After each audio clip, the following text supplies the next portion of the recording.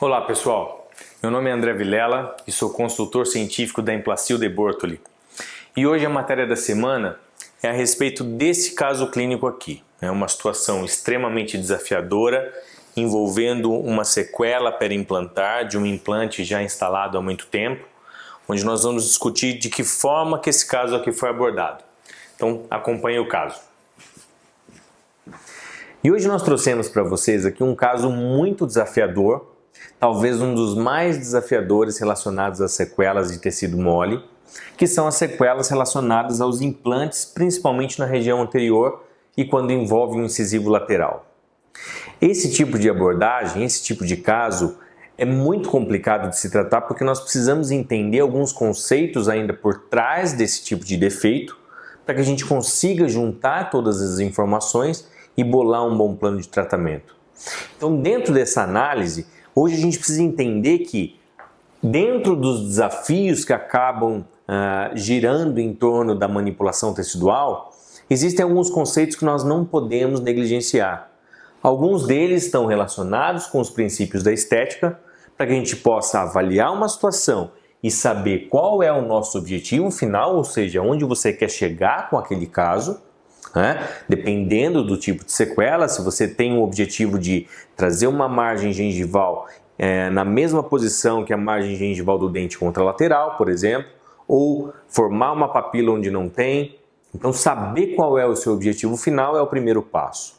A partir do momento que você entende sobre esses princípios da estética, nós precisamos entender sobre quais limitações biológicas estão relacionadas com esse caso, porque na grande maioria, onde eu quero chegar, às vezes eu não posso chegar por conta dessas limitações biológicas. E a partir do momento que eu compreendo esses limites biológicos, aí sim eu consigo bolar um protocolo cirúrgico que me dê previsibilidade de resultado. E diante desses conceitos, nós precisamos entender que hoje o protocolo para uma implantação imediata segue realmente uma sequência que é bastante previsível e que nós devemos nos atentar a esses 4 pilares principais para que a gente realmente tenha sucesso na nossa terapia. O primeiro deles, a forma com que nós vamos extrair esse dente perdido. Uma exodontia que deve ser feita de uma forma minimamente invasiva, minimamente traumática, para que a gente consiga manter a arquitetura gengival original em posição. E a partir desse momento, fazer com que o nosso implante siga um posicionamento tridimensional protético, para que a gente consiga realmente ter uma boa condição de acomodação desses tecidos moles ao redor desse implante.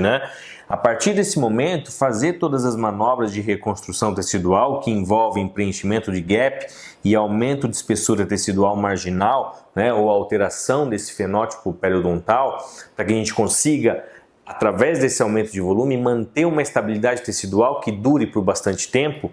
E não menos importante, mas por último, a manobra protética, principalmente na etapa provisória, uma das etapas que eu julgo talvez uma das mais importantes, porque se nós errarmos aqui, nós podemos pôr tudo isso aqui a perder.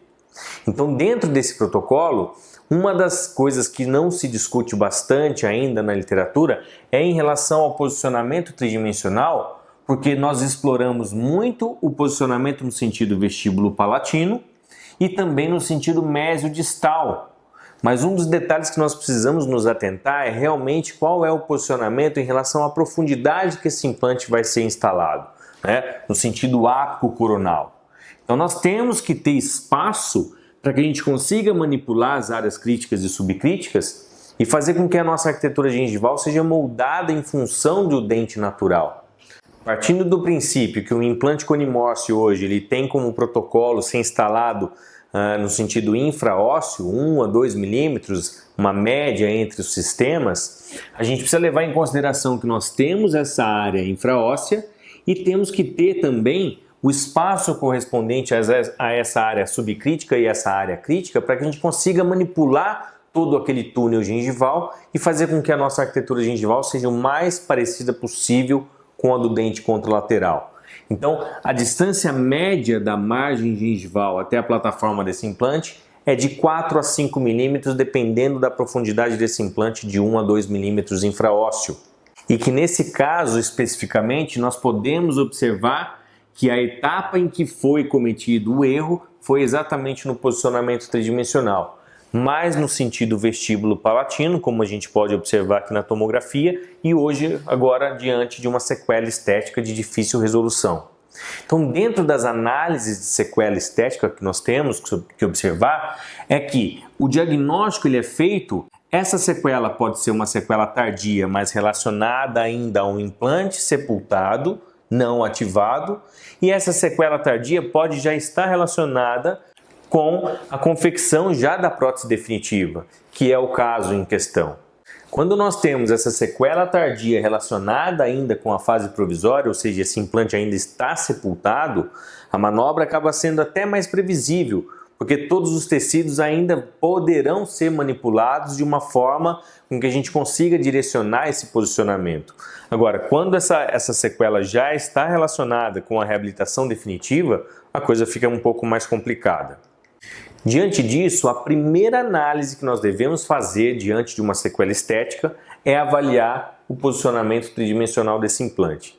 Se esse posicionamento ele é favorável ou desfavorável, se esse tipo de defeito ele é um defeito somente restrito à gengiva, se é um defeito ósseo ou se ele é um defeito combinado, e o tamanho desse defeito. Se ele é um defeito vertical, se ele é um defeito horizontal, se ele é um defeito interproximal ou se ele é um defeito combinado. Muitas vezes, uma sequela estética relacionada aos dentes anteriores podem ter mais de um tipo de defeito associado. E aí, quanto mais defeitos a gente associa com aquele diagnóstico, mais difícil é para se tratar. E a partir do momento que eu faço o diagnóstico de que esse implante precisa ser removido, ou seja, através da análise da tomografia, nós diagnosticamos que esse implante está realmente mal posicionado, a gente precisa levar em consideração qual é o custo-benefício de cada etapa e cada decisão que nós vamos tomar a partir de agora. Como qual é o momento exato dessa implantação ou o momento mais apropriado para fazer a remoção desse implante, se esse implante vai ser removido imediatamente ou se aquela área ainda vai passar por uma manobra de reconstrução tecidual previamente à implantação, qual é a técnica que eu vou utilizar para remover esse implante, se esse implante poderá ser removido de uma forma minimamente invasiva ou minimamente traumática, com o uso de retrieval, por exemplo, ou se eu vou ter que lançar mão de uma trefina ou de uma broca mais agressiva, qual é o momento que eu vou fazer a nova implantação, E isso vai depender muito do osso remanescente, então a análise tomográfica também já vai me direcionar para o momento da implantação, se ela vai ser simultânea à explantação ou se ela vai ser tardia. E quais os tipos de reconstrução que eu vou ter que fazer? Se é uma reconstrução óssea tridimensional, se é uma reconstrução de tecido mole ou se é uma reconstrução total, tanto óssea quanto gengival. Quando a gente está tomando a decisão de fazer uma implantação, por exemplo, tardia, nós precisamos avaliar qual é o tipo de reconstrução que nós vamos ter que fazer para que depois a gente possa estar instalando esse implante novamente. Diante desses conceitos, nós criamos uma tabela que ajuda muito na tomada de decisão para que cada etapa seja muito bem planejada. Então, relacionada basicamente com o posicionamento tridimensional desse implante, que quando ele é bom, independente da qualidade ou da quantidade do meu osso residual, se o meu implante está bem posicionado, eu vou partir direto para uma manobra só de reconstrução dos tecidos moles. Agora, quando eu tenho um posicionamento inadequado desse implante, e eu tenho um bom osso residual que me permita fazer uma implantação imediata, e a gente tem aqui um prognóstico geralmente favorável quando nós temos bom remanescente residual, nós partimos para uma manobra de explantação, implantação imediata e todas as manobras de reconstrução tridimensional que envolvem o conceito do implante imediato. E quando eu tenho o implante mal posicionado, onde eu não tenho osso residual algum, porém eu avalio que o prognóstico para uma reconstrução tecidual, para eu poder colocar o meu implante num bom posicionamento é bom, aí sim a gente faz a explantação, todas as manobras de reconstrução tridimensional, para que a gente possa fazer a implantação tardia. Agora, quando eu tenho um posicionamento tridimensional ruim, um osso residual muito ruim e um defeito tridimensional bastante complexo, que envolve perda vertical, perda horizontal, perda de papila, perda de cristas interproximais.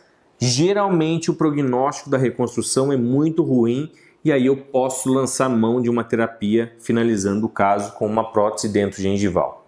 Então, diante da discussão desses conceitos, a gente vai para a análise do nosso caso em questão. E aqui nós temos uma imagem do sorriso da paciente, onde ela se sentia bastante incomodada, né, com o aspecto desse dente, né, e o aspecto gengival ao redor desse dente, né, essa recessão gengival, esse tamanho de coroa clínica totalmente incompatível com a do dente contralateral. E aí nós começamos a fazer todas essas análises que nós acabamos de discutir. Fazemos a análise primeiramente do posicionamento tridimensional desse implante, preenchendo aqui a nossa tabelinha. Então, de acordo com a análise da tomografia, o meu implante ele não está em um bom posicionamento tridimensional. Agora, nós precisamos avaliar qual é a qualidade e quantidade do meu osso remanescente. É suficiente para uma implantação imediata? Sim. Então, o osso residual bom, eu tenho um bom prognóstico de reconstrução tecidual. Por quê? Porque nós temos aqui papilas preservadas e somente uma recessão de margem. Então, o meu plano de tratamento vai direcionar para uma explantação, a implantação imediata e todas as manobras de reconstrução que estão relacionadas com o protocolo da implantação imediata. Vamos ver como é que esse caso foi conduzido então. Então, o caso iniciando, né, a gente começa pela remoção dessa coroa protética, né, uma coroa cimentada devido ao mau posicionamento desse implante. Nós removemos essa coroa, removemos também o pilar protético intermediário, que essa peça estava cimentada. E a partir do momento que a gente remove esse pilar protético, numa vista oclusal, a gente já consegue perceber como não temos uma espessura tecidual adequada e também que esse implante tem um diâmetro totalmente incompatível com o incisivo lateral. Então nós começamos as manobras de explantação, né, remoção desse implante. Percebam aqui que quando nós colocamos o nosso retriever, a gente consegue ter uma visualização melhor da inclinação que esse implante foi colocado. E o retriever vai dando um contra-torque, né, nesse implante, para que ele saia sem causar maiores danos aos tecidos adjacentes, né? Então, muitas vezes, quando o implante está mal posicionado, vestibularizado, com a ausência da tábua óssea vestibular, é muito mais simples a gente fazer a remoção através da manobra de explantação minimamente invasiva com retriever, porque a gente consegue facilmente remover aquele contato de ossa-integração que o implante tem. Então, com o auxílio de uma guia cirúrgica, nós fizemos um novo preparo, né? Então aqui nós utilizamos o kit da Implacil, né? E com uma broca super cortante, nós direcionamos aquele alvéolo inicial mais palatinizado. Então a gente fez aqui um degrau com essa broca super cortante para que a gente pudesse fazer uma nova fresagem mais palatinizada, né, para que a gente pudesse atingir aquele osso basal, aquele osso palatino, e começamos aqui as manobras de fresagem passo a passo que estão relacionadas com o design do implante que a gente escolheu para trabalhar.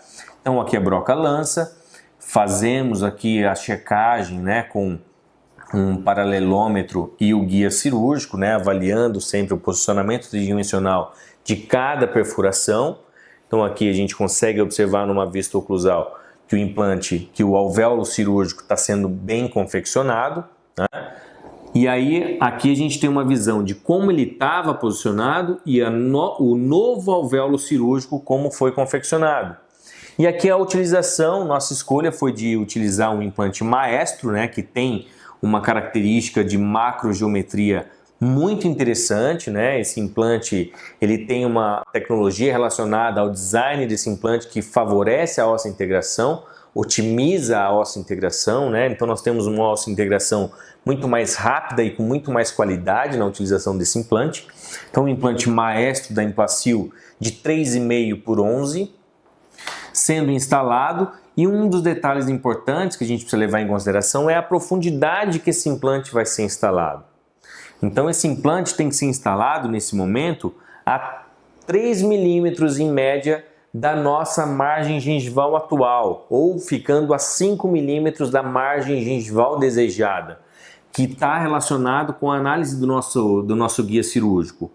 Após a estabilização desse implante com um torque mínimo, né, para que a gente possa ativá-lo imediatamente, a gente vai para a confecção do nosso provisório.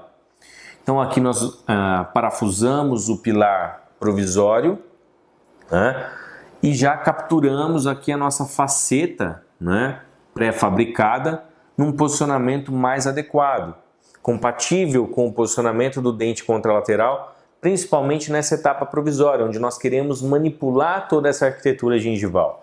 Fazemos a captura também na região palatina dessa faceta, também desse pilar, para que no momento da remoção desse conjunto a gente não frature essa faceta. Fazemos a polimerização, então hoje nós optamos sempre por fazer essa captura com resina flow, resina fluida, e aí a gente remove todo o conjunto para que a gente possa preenchê-lo totalmente com resina e que a gente possa dar todos os acabamentos compatíveis com aquela anatomia tão desejada que é do dente contralateral. Então, com o auxílio aqui de um análogo, né, a gente acaba preenchendo aqui todos os gaps com a resina fluida, né, melhorando aqui, já começando o desenho de um novo perfil de emergência para esse dente.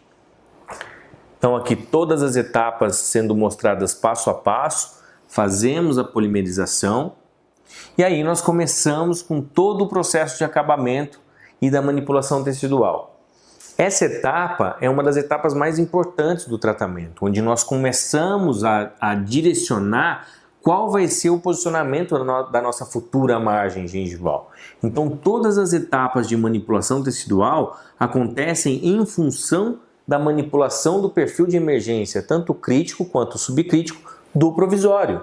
O provisório é que vai ditar qual vai ser a arquitetura gengival final, né? Então nós fazemos todo o acabamento, né, diante de um protocolo bastante sólido, onde nós fizemos aqui uma cirurgia proteticamente guiada, voltamos o provisório agora em boca e nós marcamos com um lápis a altura compatível com a margem gengival do dente contralateral. Então nós temos uma recessão gengival associada a esse caso, onde nós vamos remover agora essa peça e a partir da marcação da futura margem gengival nós vamos criar um sobrecontorno para que a gente possa fazer uma manobra de deslocamento coronário associada à otimização tecidual, ou seja, associada a uma manobra de alteração de fenótipo com um enxerto de tecido conjuntivo. Então, a partir dessa marcação, nós criamos esse sobrecontorno, né? Deixamos esse sobrecontorno e essa área subgengival bastante polida e muito bem acabada, para que o tecido gengival possa se acomodar de uma forma bastante biológica. E nesse momento nós obliteramos esse implante com a tampa de proteção para que a gente possa preencher todo aquele gap que foi deixado por conta do alvéolo inicial do implante que foi removido. Então preenchemos aquele gap, né? Aqui no caso nós estamos utilizando o Bios Collagen, né? Um biomaterial da Geistlich, né? De origem bovina, inorgânico, de lenta reabsorção, que faz com que as manobras de manipulação tecidual se mantenham estáveis pela incorporação do tecido gengival a esse biomaterial. E a partir do momento que nós preenchemos esse gap, nós vamos lá para a região doadora do palato para poder remover o enxerto de tecido conjuntivo de boa qualidade para que a gente possa alterar esse fenótipo tecidual na região vestibular. Então nós utilizamos hoje a técnica de remoção de um enxerto gengival livre, que vai ser desepitelizado posteriormente, né, na bancada. Com essa técnica nós removemos o tecido mais superficial do palato, né? Hoje essa é uma condição bastante interessante, que a literatura já mostra grandes benefícios em relação à remoção de um enxerto de tecido conjuntivo subepitelial. Então nós removemos todo o conjunto, né? Como se fosse remover um enxerto gengival livre, para que a gente possa utilizar somente a camada dos 2 milímetros mais superficiais do palato, onde nós temos somente camada de lâmina própria. Deixamos a lâmina submucosa internamente, que é rica em tecido adiposo e rica em tecido glandular. Então fazemos a remoção e aí essa área doadora, ela tem que ser muito bem tratada para que a gente possa diminuir ao máximo o desconforto pós-operatório do nosso paciente. Então nós fazemos aqui uma sutura em X, né, ou X quadrada, né, que a gente possa estabilizar aqui uma membrana de colágeno, por exemplo, para que a gente consiga fazer com que o pós-operatório seja muito mais tranquilo e que o paciente não sofra após a remoção desse tipo de enxerto. Apesar de que a literatura já mostra que quando nós removemos o tecido mais superficial, o desconforto pós-operatório é muito menor do que quando nós removemos o tecido mais profundo, o tecido subepitelial, por ter uma grande quantidade de feixe vasculonervoso mais profundo. Então aqui uma sutura do tipo X quadrado, nós fazemos um X e sem soltar a agulha nós fazemos já um quadrado para que a gente possa estabilizar aqui nessa área uma membrana de colágeno e que ela fique estável até a cicatrização desse palato. Então o protocolo para esse tipo de sutura é nós deixarmos bastante frouxo esses pontos, para que a gente possa incorporar a nossa membrana de colágeno à região palatina. Então aqui nós incorporamos uma membraninha de colágeno convencional de rápida reabsorção e aí sim nós tracionamos todos esses pontos para que essa membrana fique bastante estável nessa região que foi removido o enxerto. Fazemos um ponto na região vestibular aqui dos pré-molares e nós podemos ainda proteger essa área com uma plaquinha de acetato. Então agora com uma microlâmina da MJK, a SB003, Spoon Blade, nós fazemos a divisão desse retalho todo bastante delgado, então é importante que a gente faça essa manobra com instrumentos bastante adequados para isso, Então iniciamos com a microlâmina, depois nós vamos utilizando os tunelizadores para que a gente possa soltar toda essa margem gengival, ultrapassando a linha muco-gengival, fazendo com que a gente crie uma mobilidade para fazer a manobra de deslocamento coronário e trazer essa margem gengival para a região desejada e que foi delimitada com o nosso provisório. Então nós, através dessas manobras de tunelização, nós vamos soltando todo esse tecido e aqui o nosso enxerto já desepitelizado previamente, sendo acomodado na área correspondente ao sulco gengival ou ao espaço biológico ou à área de inserção supracrestal. Então esse tecido ele vai ser incorporado com uma sutura simples de cada lado para que a gente consiga realmente acomodá-lo nessa área, E um dos requisitos para que esse enxerto se incorpore biologicamente bem à área receptora é a estabilidade desse tecido. Então, com a ajuda do tunelizador, a gente vai acomodando todo esse enxerto, fazendo as suturas de estabilização. E nesse momento a gente coloca o provisório novamente parafusado ao implante, ao novo implante que foi colocado. E a gente já consegue observar uma diminuição dessa recessão somente por conta da manobra de tunelização. Porém, nós ainda vamos fazer uma sutura de deslocamento coronário dessa margem gengival. Então, para isso, nós fazemos um pingo de solda, que nós costumamos dizer com resina fluida, na região dos pontos de contato, e aqui já a sutura final, trazendo toda essa margem gengival para o sentido coronário. E aqui nós podemos acompanhar o pós-operatório imediato e pós-operatório após 2 meses de reimplantação. Então nós podemos observar aqui uma arquitetura gengival bastante diferente do que a gente tinha anteriormente. E o caso ainda foi finalizado com laminados cerâmicos de pré-molar a pré-molar. Esse era um desejo da paciente, caso que foi totalmente confeccionado pelo nosso querido amigo Daniel Morita, o nosso parceiro do laboratório LOF. Então ele confeccionou todos esses laminados, onde nós fizemos aqui um pilar de zircônia, e nesse pilar de zircônia foi estratificado uma infraestrutura como se fosse um preparo para laminado, para que o paciente pudesse receber todos os laminados de uma só vez, da mesma espessura. Esse tipo de pilar protético ele é confeccionado baseado no preparo que nós fizemos para os laminados dos dentes adjacentes, com a cor do substrato dos dentes adjacentes para que todos os laminados tenham a mesma característica óptica. E aqui o caso como ele se iniciou e após um ano de cimentação de todos os laminados. Então nós podemos observar já uma arquitetura gengival bastante compatível com a do dente contralateral. E aqui a análise do sorriso do paciente antes e depois dessa abordagem. E aqui uma imagem final, mostrando como o paciente era e como o paciente ficou, o aspecto do sorriso, como era bastante comprometido por conta dessa sequela periimplantar e como nós finalizamos o caso depois de toda essa manobra que nós fizemos baseada em vários conceitos que nós acabamos de discutir.